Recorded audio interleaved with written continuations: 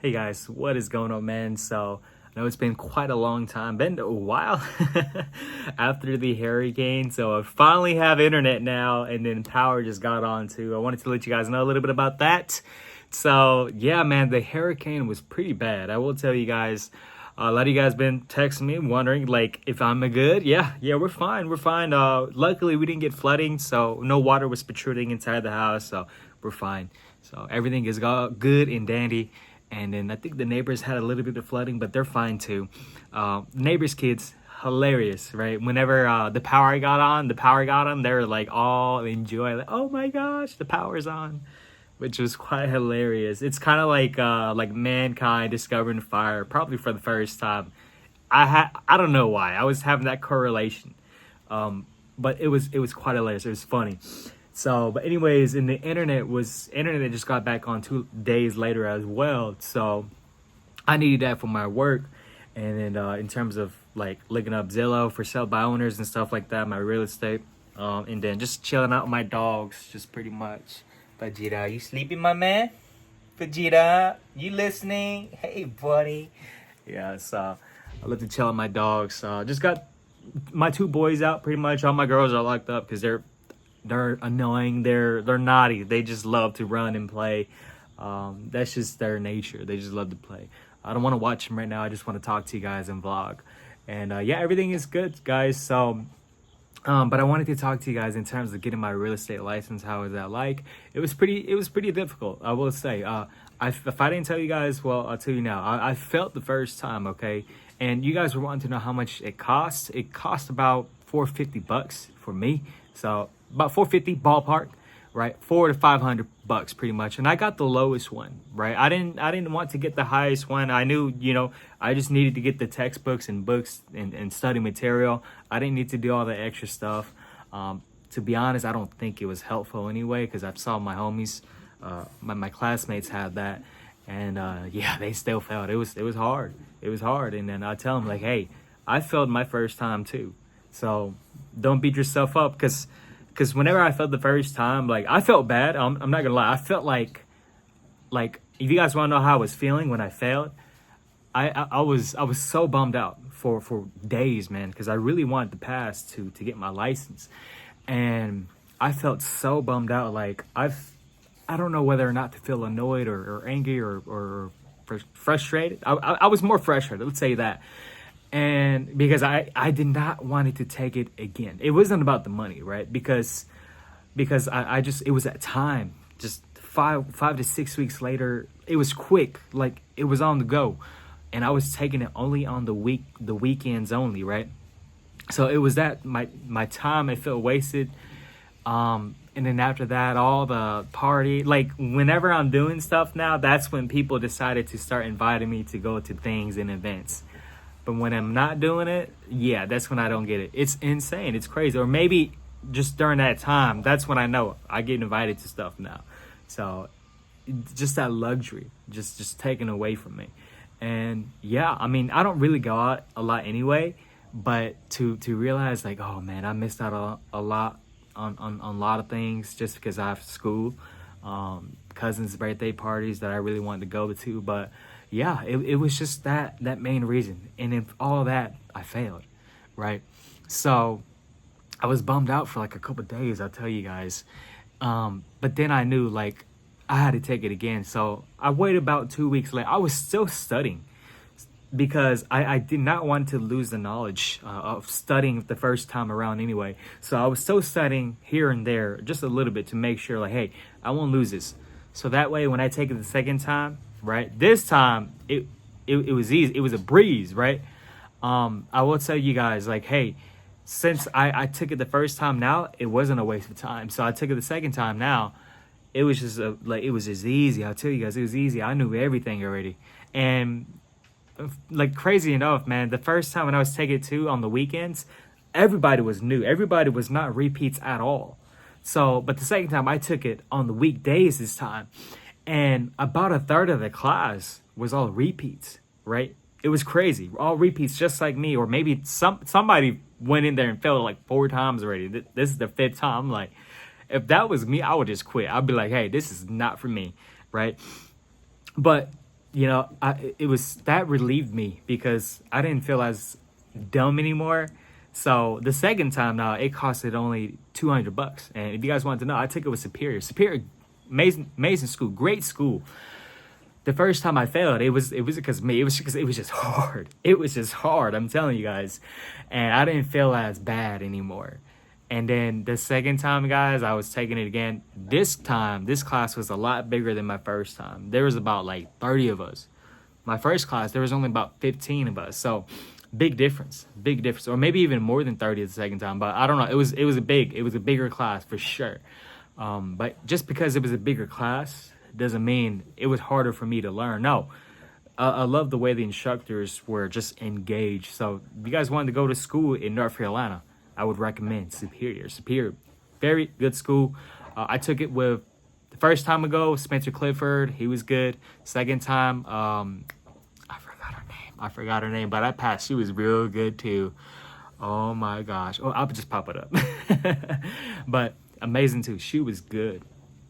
And man, I just love the vibe. It was all like enjoyable, funny, and yeah, we get to participate and stuff like that and role play. It was fun. I still to this day, I still role play, you guys. And if you guys want to know what I'm kind of doing right now, I'm role playing, handling objections for cold calling, for door knocking, prospecting in general. Just going out there, finding business. So that's what I'm doing right now. I'll talk to you guys in a future video about that.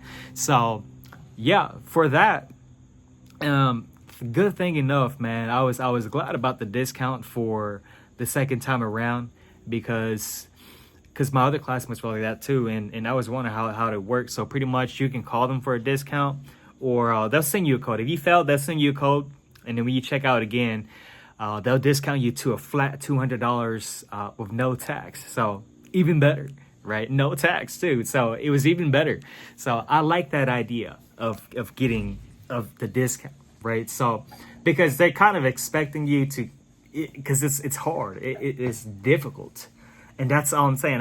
That's the most said word I'm saying in this video. It was difficult in terms of getting my license, and of knowing it's hard because of the way North Carolina works. It's because the working with real estate agents brochure. It's because of that, because we are a dual agent state. Just pretty much means that agents in North Carolina like me, we can work both in the same transaction with the buyer and seller at the same time. So if we are in agency with both, we can work with both at the same time in the same transaction.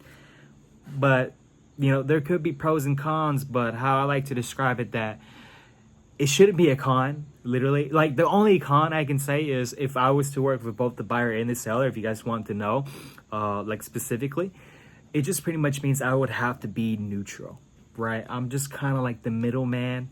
I can't negotiate for both parties. I cannot do that. I just say, hey, it's either listed price or they just say no. So you have to throw another offer in. So I kind of have to do something in those lines. But pretty much I just have to keep things neutral, because if I was to negotiate for one, it would break the loyalty or the fiduciary duties for the other party, right? Kind of makes sense. It's kind of difficult if you don't know, but to me, I just explained it in dummy terms, right? So that, I believe, was the main thing that was hard. In dual agency, it's not just within me. It could be like within my firm as well. Like, say for example, a client or somebody wants to come, like I'm working with a buyer, right?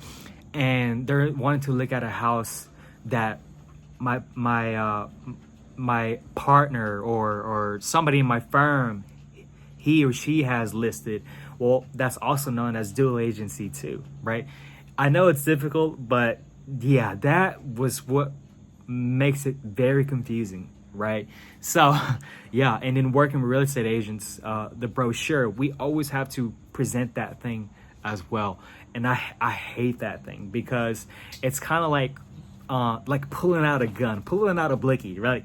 I always say that because I try to present it later on, but I'll let them know ahead of time. How I do it, I'll let them know ahead of time what I just explained to you guys. I have to keep things neutral.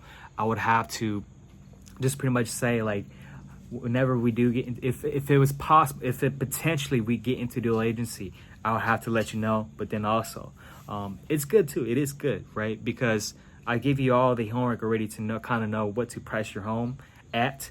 And again, at the end of the day, it's for you to decide whether or not, hey, this is the price that you get paid. But also at the same time too, it's good for both of us because it is for me. I like to negotiate. It is a lower commission rate as well, versus when another agent comes, a different agency, a different firm comes into play to come by my seller's home. So that's how I kind of like to do it, right? So, but everybody likes to do it differently. Again, to me, everything is negotiable. That's why we're having that NAR settlement changes in terms of commission, right? Commission. So, yeah, I mean, guys, in North Carolina, if you guys are wanting to get your license, I believe if you guys want to study that,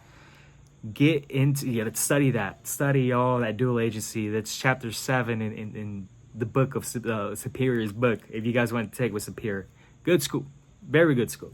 So yeah, I mean, I guess that's what I can pretty much just say in terms of getting my license. But now comparing it with the book stuff versus the experience, right? Of course, you guys know me and my dogs. I love to talk about both street smart and book smart. I like to call it that. Experience versus knowledge. What are the differences? And I can say it's a big difference. It is difference, right? It's just like going to school, right? They're not gonna hire you off the spot if you don't have internships or experience or on the field, right?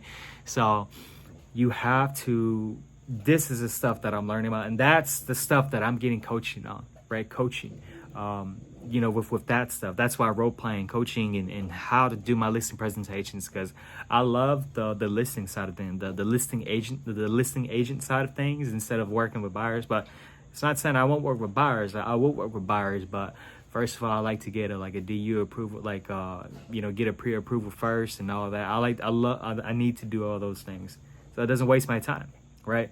And understand, hey, it doesn't waste your time as well. So it's kind of just not just because of me, it's because it's for both of us, right?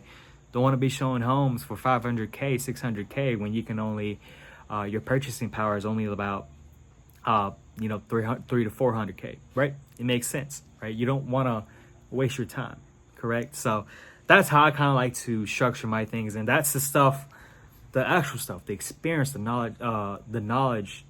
experience, the street smarts of what I'm actually getting into now with my coaching.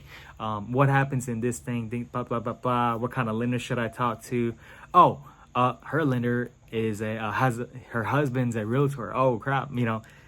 It's just those little things, all those things just build up of experience to get you to the next level, right? So like in my dogs, right? You can have all this knowledge, but until you really go through it for real, you won't get to the next level when you really get into it, right? So it could be easy to teach, but to really get into it, whenever I do calls with you guys or with my subscribers, in terms of my dog side of things, my dog community, completely different feeling, different world when you get into the field, right? So, hey guys, that's what I really wanted to talk to you guys about today in terms of getting my license. Hey, if you guys got any more questions with that, just call me, man. Just call me, text me.